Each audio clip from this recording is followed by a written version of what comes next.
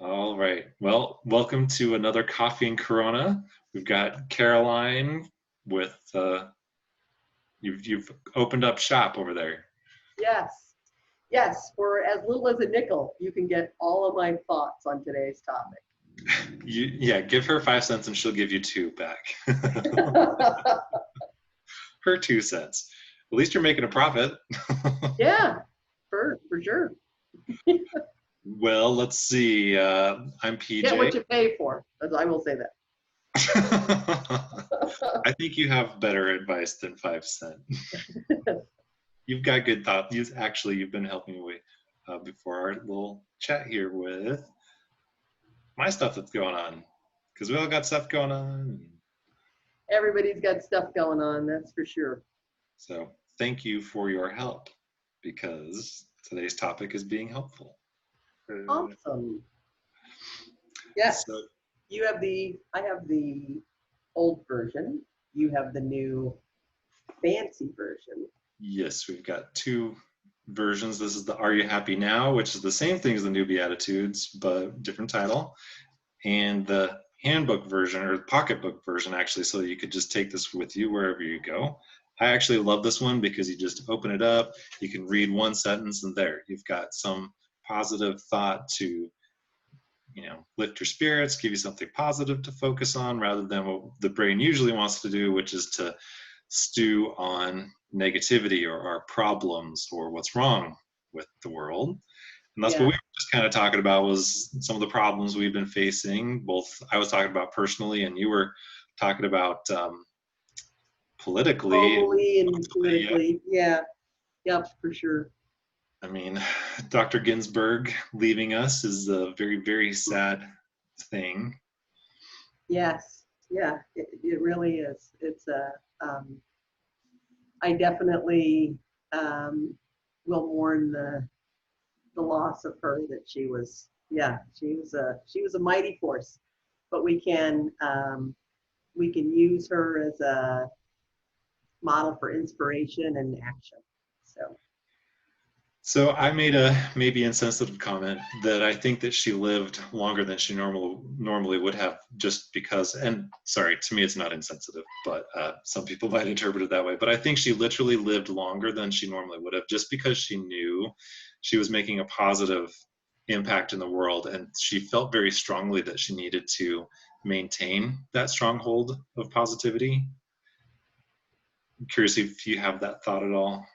yes, I do have that thought, and I didn't find that to be an insensitive comment. I think also it ties into our topic today of being helpful. That there are those that are outwardly outwardly, yeah, um, always ready to help, always jumping in. You can know that you can always count on them. But then there are these greater forces in the world that get ignited for people to want to make a difference, to want to be better, to want to be helpful, to want to help our communities and our societies and so forth. And I feel like Ruth Bader Ginsburg was a person like that. That it was almost, it's not, it was it's the essence of being a force of good and being helpful. And I think one thing that's important about that is that it's important to happiness. If you want to be a happier person, if you want to have a deeply fulfilling life, that you live with a meaningful purpose. And she was an amazing example of living with a deeply meaningful, positive purpose in life. When I think of her, the only times I can really think of her, she's either smiling, she had a very sweet smile, or she's being very, very intent with something she's saying because she knows that it's important.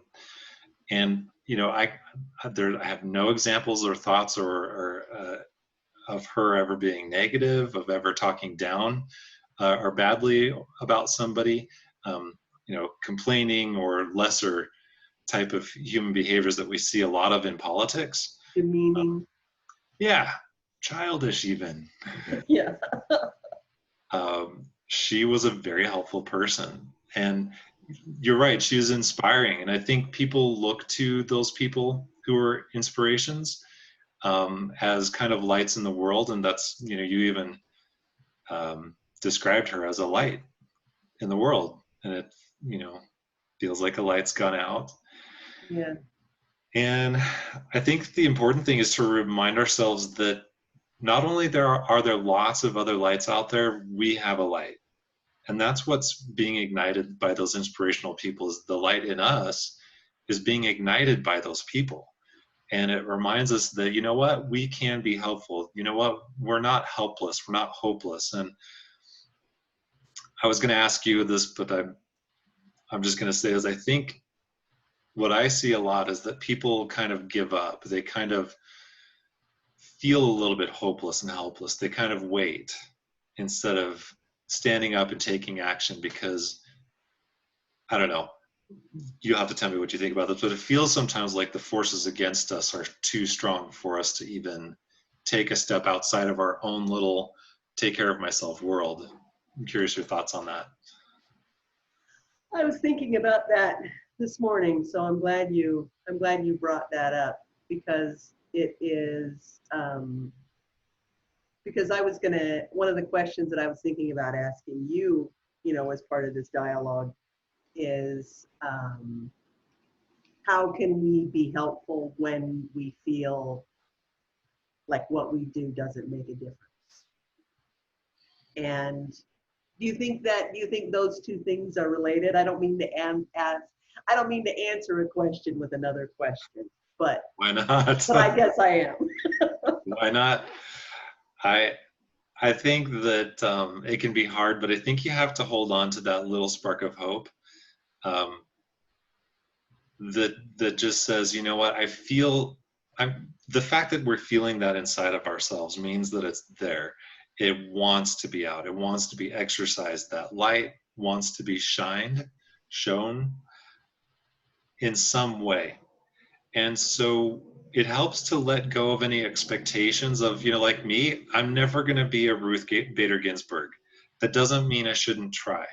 Doesn't mean I shouldn't do what I have to offer, and I shouldn't exercise my passion for a better world, because I feel very passionate about having a better world. I feel pretty powerless against everything going on out there. But you know what?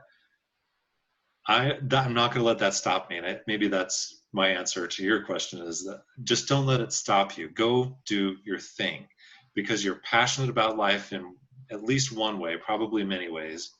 And the point of life isn't to let all those forces out there stop you or steal your energy. The point of life is to really let that passion out, do your thing, express yourself, um, and to do it freely, to do it bravely. You know, one of the things she's a great example of is courage. I mean, wow, what a strong and courageous little lady she was, just but Yeah. mighty big spirited, right? Yeah. Yep. That she was. So, how do you think being courageous relates to being helpful? Oh man. Let's start with the small things, because you know, helpful doesn't mean being this big world icon necessarily. It means the little tiny things that you can do, like, you know, you've got Lucy from Peanuts cartoon. Well, she probably spent most of her time just listening. That doesn't seem like a big thing, but you know what, good listening is one of the most healing, magical, wonderful things in the world. Like every time you listen to me, I just my my mind and my soul feel lighter. I feel better. You know, so thank you for that, by the way. Oh, you're welcome. You're welcome. But am I Yeah. starting to answer your question a little bit? Because I mean, Yeah, sometimes. I think you hit on an important point, which is that you don't have to do big things to be helpful and to make a difference. And that's something that I struggle with. And you know, something else that I struggle with is, here's another question for you, which is it's a slightly lighter question. It's, does being helpful mean doing things you don't want to do? You think that's a lighter question? Well, let me give you an example. Okay, we'll lighten it up a little bit. Okay. Let's say you have a friend who just bought this enormous sofa, and they need help getting it into a room where it's not going to fit very good. Oh, we're So, talking lighter. This is a big, giant, heavy sofa. We're getting lighter here. okay, heavy object, lighter subject. So this is a friend that you know would help all the time, and you're a big strong guy, and so naturally he or she's going to call you and be like, oh my God, PJ, I need your help moving this sofa. Well, maybe you don't really like moving sofas. Maybe you're the guy that hates walking backwards with with a heavy object, tipping it up on its side, trying to fit it into the doorway, and you're like, oh my bleep, bleep, do I really have to move this bleep sofa? So, because you don't want to. So that's the kind of thing I'm talking about. If by saying no, by saying to, you know what, Bob, I think you should pay somebody to move that sofa because I don't want to do it. Is that being selfish? Are you being unhelpful? What do you think of that scenario? Well, it's going to depend on you, obviously. It's going to depend on the nature of your friendship. It's going to depend on, can they afford to pay someone? Maybe they're asking just because they Right? That's true. desperately Maybe, yeah. need the help. Or maybe they're cheap. And so the thought that always comes to my mind, the quote that always comes to my mind when I think of these kind of things is the movie Gladiator. And he's coming out of one of the fights and he's talking to his helper guy. And he asks him, is like, I don't remember the question, but something like, do you have the life that you want? And his helper guy answers like, sometimes I do what I want to, but mostly I do what I have to. Uh-huh. And I think a lot of times we're faced with that. Your question, your scenario has to do a little bit more, personal choice. Uh-huh. Um, but I think you have to find the balance of, are you just being lazy, or do you legitimately think that if you helped this person, you'd probably wring their neck and not want to see them for a couple of months after? Should you really just bite the bullet and be a helpful friend, or would that be damaging in the end? So sometimes my answer is sometimes you have to bite the bullet and do things you don't want to. I think a lot of times we have to bite the bullet. You make up a fake injury. I am very, very sick all of a sudden. I lost a leg in the war. Exactly. I'd love to help, but one of the reasons that I ask a question like that is, and maybe you can help me, talk through this, and I'll give you back your nickel, is that I have a hard time asking for help. That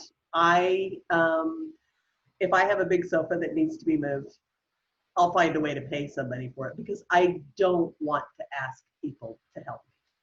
And I don't know why that is. I feel like by asking people to help, I'm imposing on them, and or taking advantage. And it's odd because when people ask me for help, I don't feel like they're taking advantage of me. If somebody says to me, you know what, hey, is there any way you can help me with this? 9 times out of 10, I'll be like, yeah, let's do it. What do we need to do? So let me ask you a hard question. Sorry to interrupt, but Yeah. How do you feel when they ask you that question? It depends on who it is, but generally, I feel good. I feel like, wow, because it actually, and I see where you're going with this. Yes, it makes me feel oddly valued and important. Like, oh wow, they asked me to help them. That's great. I don't think that's odd at all. It's immensely soul building to feel useful. And so when people express to you that you're useful for them in not a selfish way, like they're using you. That's soul building right there. I think it's awesome. And Mhm. that's really how the world works, is by all of us helping each other, I think. And so on that note, one of my big questions in light of, my own stuff in life going on is, I really do love being helpful. I love being useful to people. And that's what my business is usually based around. I think most people's incomes are based around who they're helping in some way, helping That's people true. in That's a some really good, yeah, that's good insight. way. What's your question? So the question is, how do you set the healthy boundaries around helping people versus being taken advantage of? Yes, because nobody wants to feel like a chump. Not very many people use the word chump anymore, but it's one of my favorite words because it does Okay. describe like, oh my God, am I really such a chump that I said yes to that It's a good word. again? um, I am probably not the best person to ask about healthy boundaries because I it's something that I definitely struggle with. The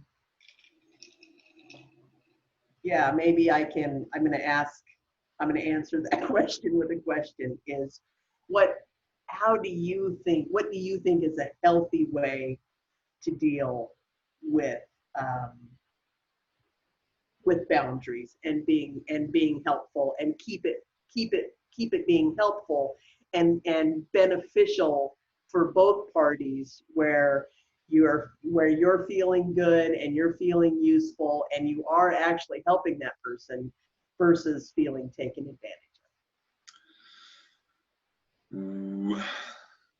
First, I think it can take a lot of courage, I think, and then just being honest and communicative about it, really, of saying, well, you know what, I wouldn't feel comfortable doing that, or you know what, here's what works for me.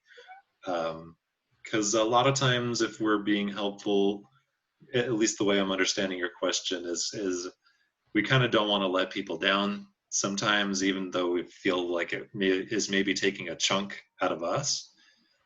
And if we're helping others to at our own expense, that's where it becomes unhealthy for us. Am I kind of am I on the same topic as you? yes, I think so. And so the healthy boundaries is it's not easy, obviously, because we kind of sometimes don't even know, you know have I given too much, or am I going to give too much if I do this? Because the person who invites you to help move their couch may have been using that as a ploy to hopefully get you to help them move their piano. And right there, that gets into a zone where you're being used, taken uh-huh, advantage of, disrespected, and then those healthy uh-huh, boundaries. It's like, okay, gosh, I don't want to come off like a jerk or whatever. uh-huh. Uh, but wow, they're being a jerk by manipulating things this way, right? Right. And so sometimes you really just have to stand up for yourself and say, hey, you know what? These are my boundaries. And if you Yeah, don't like it, you really have to go figure that out on your own. yeah. Um, Don't you think it's also, and we've talked about this before, the way it's asked? Like yeah. how people, how people communicate that, asking as opposed to like, hey, can you come help me move this sofa? And then you get there and you're like, oh yeah, we need to move this piano. And you're like, you kidding me? As opposed to, hey, PJ, I really need your help. I was hoping that I could get some movers to move this stuff. I can't. It's a heavy sofa and it's also a heavy piano. Do you think you could be able to help me? Yeah. Because, when they communicate effectively, you can tell whether or not they actually respect you, your time, whether or not that's something that you would do. I have friends that would help me move couches. I have friends that are true friends that wouldn't help me move couches. And I know not to ask them. Me not asking them is a respect of our friendship.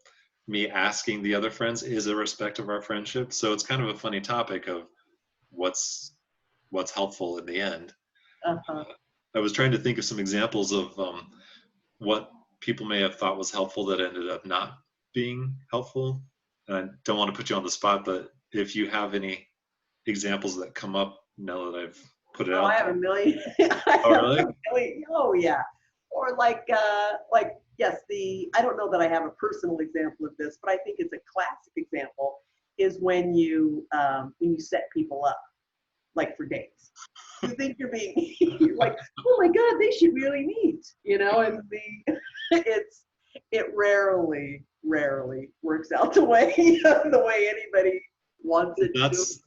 That's a really great question. What's the difference between good intentions and being helpful? Right, exactly. Because they're not the same thing. And God bless people with good intentions who are trying to be helpful, but I don't know. I think people learn pretty quick not to try and set me up. Healthy boundaries, Dave, bam. there's this great person I want you to meet.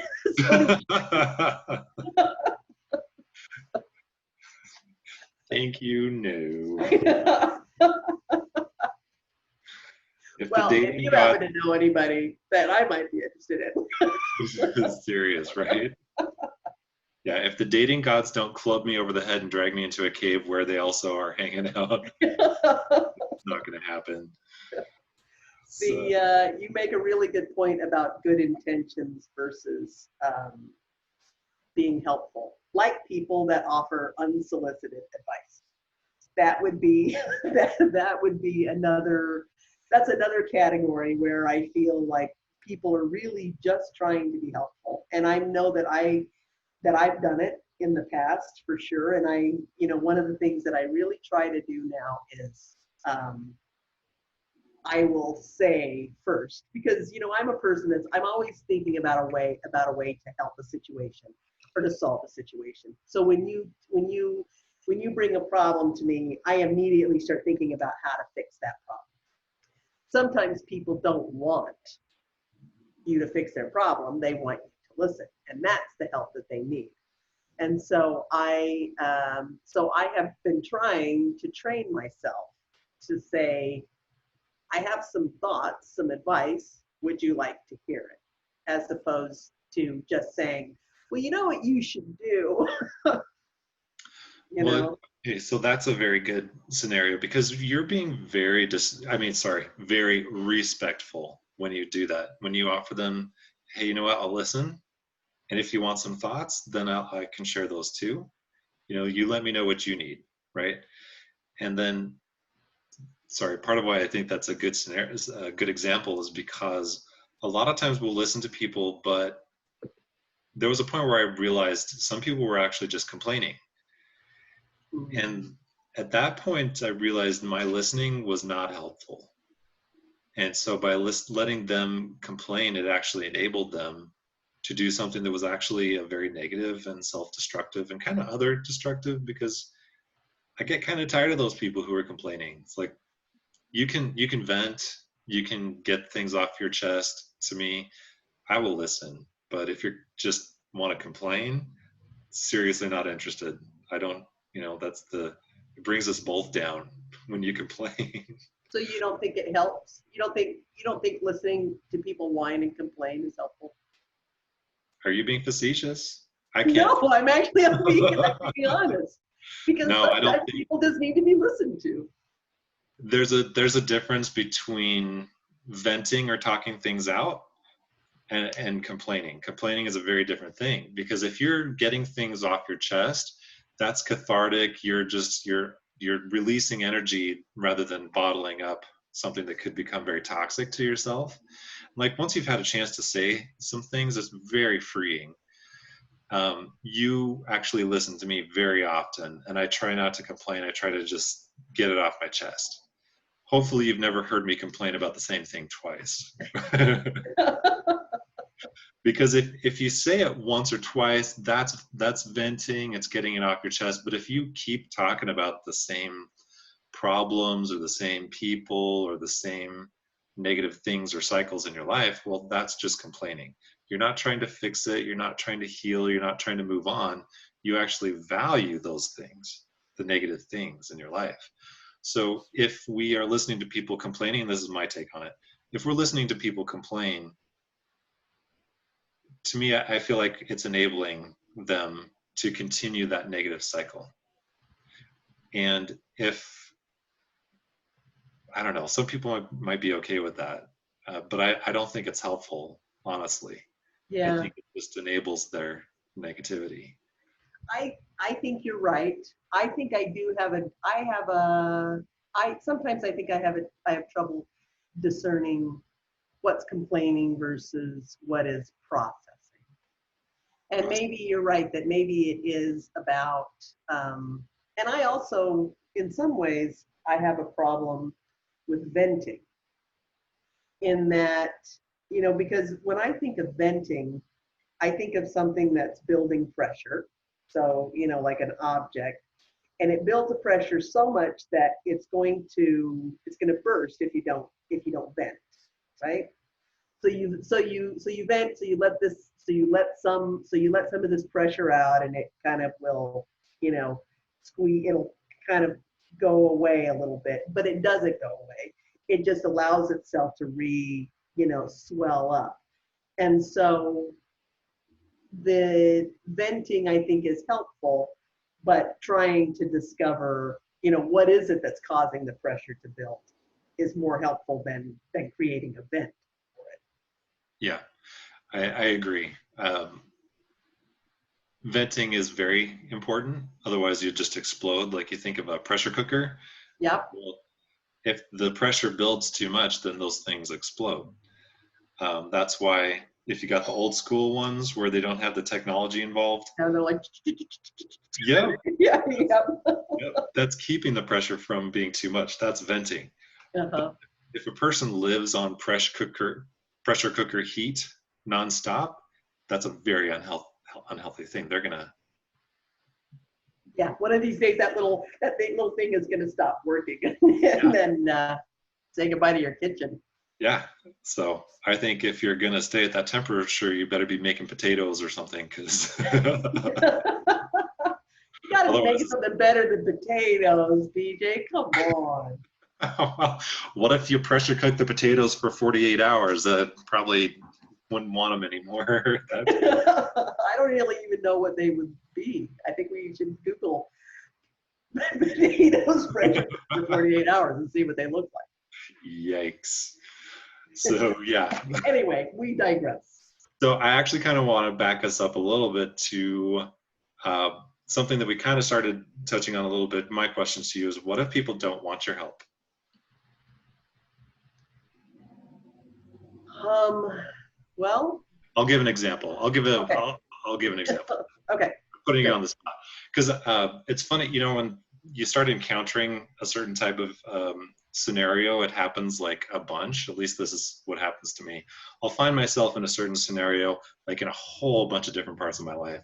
One of them was I would come across people who were differently abled, like crutches or wheelchair or whatever, and you know so like for instance, I went to the store, groceries, was going to my car and saw a woman in a wheelchair who Okay. was trying to load some very heavy bags up into the back of a pickup over the tailgate, like out of her reach. Like she literally couldn't reach, and she was struggling and struggling and pushing these bags. And I'm like, well, I'll offer to help her.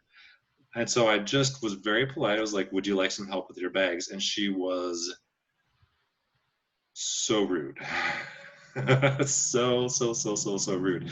And I was young, and I just had never really encountered that kind of a mindset before. And I was probably a little embarrassed too. It was like, was that disrespectful by offering to help? Um, Kind of goes back to my intentions were good. Was I disrespecting her in some way? But, what do you do if you want to help and somebody just doesn't want your help? Well, I think you have to be prepared for that.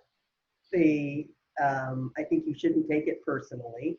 That if that person doesn't want your help, it's for a reason. It could be that, you know, her personal battle very well be like, gosh darn it, I am going to get these.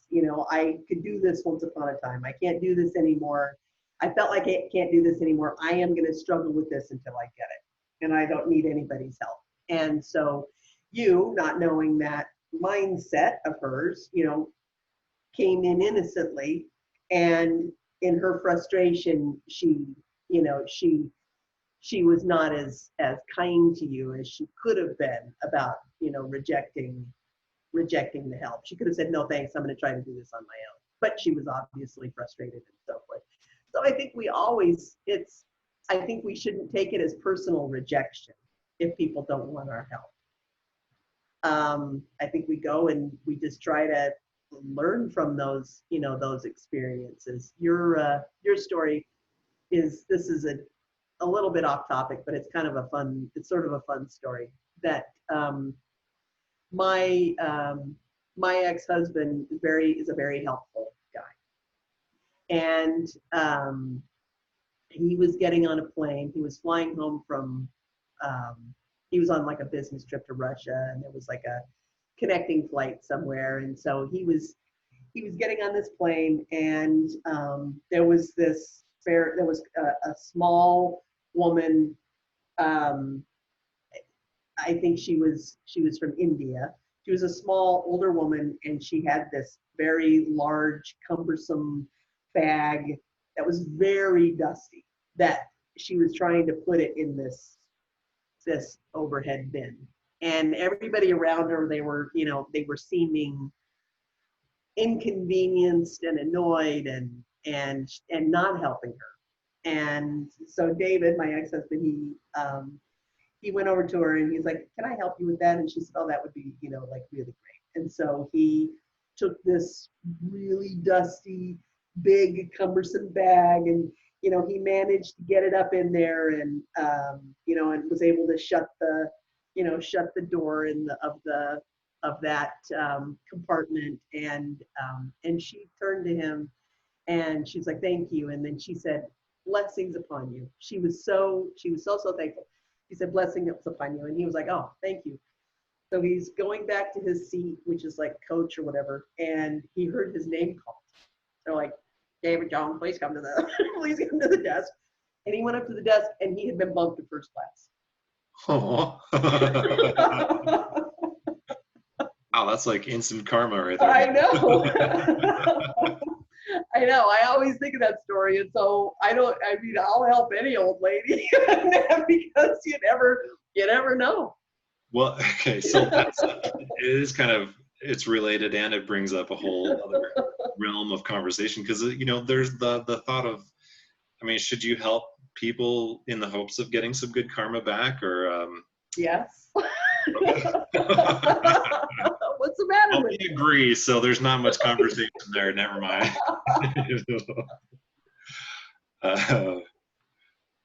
But I think, okay, so even if it's a selfish motivation, I agree, is sure, help other people, even if it's self-serving in the end.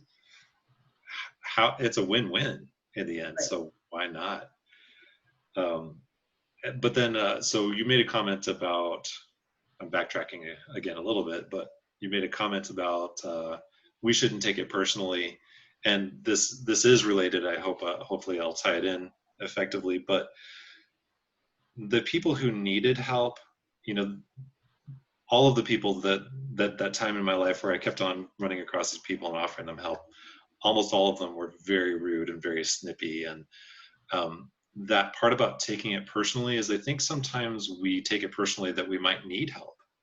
And this also ties to maybe your example of, like, if you try not to ask people for help if you can, is like, a lot of times we try not to be vulnerable, we try not to need help or express the need for help if we have the need. And I think that's us taking it personally that we might need help. And so I don't have any more thoughts after this. You can let me know if you do, but I think it's important for us to remember that we all need help from time to time. It's okay to be vulnerable. It's okay to ask for help. whether you get it or not, it's really okay to need help because we're human. And that's part of the human experience. Life is rough, and that's the reality. Is it okay to expect help? I never think expecting things in life is a very good thing. I think I think you can set yourself up for disappointment, and I think you can. I don't think it's. I don't think we have the right to expect other people to help us necessarily. Do you? Well, I don't know. I think it does sound somewhat entitled, or I can't think of the right word. But a few weeks ago, I was out riding my bicycle, and it's a kind of a new bike. It's an e-bike, kind of a fancy bike that I don't completely understand, like, how it all works. And so I was riding along, and I shifted the gear. I shifted the gear the wrong way, and the chain fell off of the gears. And so it's like 102 outside at this point, and I'm trying to fix this chain, and I don't know, I don't really know very much about bicycles anyway, let alone, this new kind of bicycle. And, 4 or 5 people asked me on the as I was like pulled off to the side of this bike trail, and not a single person tried to help me. And then, and I thought, and I was able to fix it. I was the lady in the I ended up, I would have been very thankful for that help, but I ended up, swearing and getting it done, and fixing it, and being able to ride my bike back to the house. But um, but yeah, I felt at that time like, come on, people, isn't anybody, like, no, nobody can see you. Nobody's, I'm obviously here on the side of the trail struggling. Well, You can't stop for a second. can I ask, did you actually expect people to stop, or was it just disappointing that no one did? That's a good question. It was a hope. So I would see somebody riding on us, and I guess I could have. This is the part where it's like I could have said, "Hey, do you think you could help me?" I didn't ask for the help. I just thought that, well, I would have stopped. Why isn't somebody else stopped? Yeah. And it's, that entire stop by the side of the road to Uh-huh. help people culture has changed in your and my lifetime in drastic Uh-huh. ways. Because when you and I were young, you stopped to help people. That's just what you did. It was considered a safe thing to do. It was considered a normal social convention to stop and help. That was what you were expected by society to do. Well, now you're really supposed to not stop and help people because they're probably an axe murderer, you know. And that's kind of the culture around stopping to help people is like, you know what, they're either an axe murderer or they have a cell phone and they can call for help, Uh-huh. so we don't need to. And I have a tough time with that. I'm probably very similar to you. It's like I have a tough time with that because I, at the very least, do the rubberneck to make sure that they are being helped, or they have a phone, or it looks like they're in a place of being helped. Um, because if it looks like they legitimately need help, I will probably stop if it's safe, you know. And if it's not safe, I will stop and call and say, hey, you know what? Sheriff's department, could you go check out that? Um, and I think that gets back into the zone. Another topic we've kind of skirted a lot, it's just been kind of part of the conversation on the side, is that a lot of the time it just kind of seems like we're in a culture where people want to help themselves. It seems to me that that has increased exponentially, that it's like, just got to help myself. And that's what is important, is me, myself. If I ask someone to help, it's because I have my own interest at heart. Um, Rather than remembering that we're all in this together. So when you ask me if I expect people to help, I don't, because I kind of feel like I'm in this world alone. And to me, it's like this wonderful blessing when people do help. Mm-hmm. it's kind of like that marvelous miracle. And like, just for instance, your friendship and all of my friends, like my true friends, are these wonderful miracles of reminding me that I'm not alone in this world. And I think there's a lot of people like us who want to help, they want to not be alone. We just kind of feel like we are. If does that make sense? Yes, yes, it does. It really does. Well, you are not alone, PJ. I want you to know that. You Well, are not alone. I appreciate it. You're not alone either. Thank you. Thank you. The world can be a lonely place though. And I think that that's why I think this topic is so helpful because it is, because helping and receiving help does, does create a sense of unity and community. I think you're absolutely right about that. That's a really good point. Yeah. Well, and some people see that, oh, everybody's helping themselves, so I'm just going to help myself. And I see people helping themselves, and I'm like, you know what? I wish that I didn't feel alone, or at least I would hope for those reminders that I'm not alone. So I'm going to be the one who helps someone else and lets them know they're not alone. And so I think in a way that is kind of going back to the karma we were talking. Is like, if you pay it forward and let people know they're not alone, they're more likely to do the same. So eventually we could end up back in a society, if we were helpful enough, we could end up back in a society where people have reminded each other. And I don't think this is unrealistic. It sounds pipe dreamish, but it's not unrealistic at all. Is that if we were helpful enough to each other, we'd all have that reminder that we're in this together, and that it's okay to be vulnerable. It's okay to ask for help. It's okay to help others. It's okay to help yourself in healthy ways. Yes, We yes, haven't really that's talked about right. Yeah, that's the, because, when you were talking about, it's just about me helping myself, the, I think that's different than taking care of yourself so that you can help others.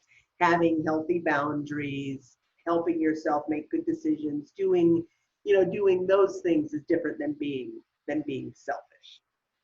Because if you're not around, if you're not mentally and physically healthy enough to be helpful, you won't be, right? Yeah. Well, you know me. I'm a firm believer in filling your own cup first. I mean, you really do need to do the self-care so that you have the wherewithal to help others. Yeah. Yeah. But one of the great things about you, PJ, is that you fill your cup by helping others and by sharing happiness. You have reached a place in your life where that is how you fill your cup. So it's an amazing, talk about a miracle. That is who you are. And that's just one of your greatest qualities. Well, I do get energized by that, but I have to also say I have to fill my own cup sometimes. I mean, putting the happiness hangouts on pause for a while was me having to step it back. Me helping others, I had to step it back a little so that I was still helping others, but it was in my realm where, like, this is as much as I can handle. If Yeah. I step outside of that, I will be in serious damage, personally. Yeah. Yes, we have all been there. Maybe not all of us. Of people that aren't aware have maybe have not been there, but I've certainly been there for sure. Yeah. But having done so, having stepped it back, that allowed me to recharge my battery so that I can get back out there. And we're going to be starting the happiness hangouts next week. Woo! I know. I'm very excited. Me too. Very, I very can't wait to excited. reconnect with everyone and having these chats with more people. Mhm. I do enjoy these. Coffee and Corona. I'm definitely coffee today. Which one are you? Filter water because it's 10 a.m. and I just I have too much to do to bust out a Corona just yet. Maybe later. But you Yeah. got you busy. That's right. Close enough. Well, have we exhausted being helpful for now? Well, I think we could talk forever, but this has been a fantastic discussion. I think we've covered lots of different aspects of being helpful, and it's such a simple topic, and I actually was kind of wondering what the hell we would talk about, but we've covered some really good stuff. We have. I hope it's helpful. For me, yes. For Yeah. you? Very, very. No, it helped me process a lot of stuff today. Thank you. I really appreciate it. Hopefully for those of you listening now and however far into the future. Um, but yeah, thank you, Caroline, and thank you, Hope Spring Studios. Please check out Caroline's art. It's wonderful, happy, colorful, bright, beautiful art. So Hope Thank Spring you. Studio. And don't forget to check out the Happier Zone featuring Yeah, my friend PJ Ferguson. the Happier Zone, Happiness Hangouts. We're getting it going. Yep. So thanks everyone for listening. Hopefully you have a helpful rest of your day and week, and we'll talk to you soon. All right. Thank you. Bye.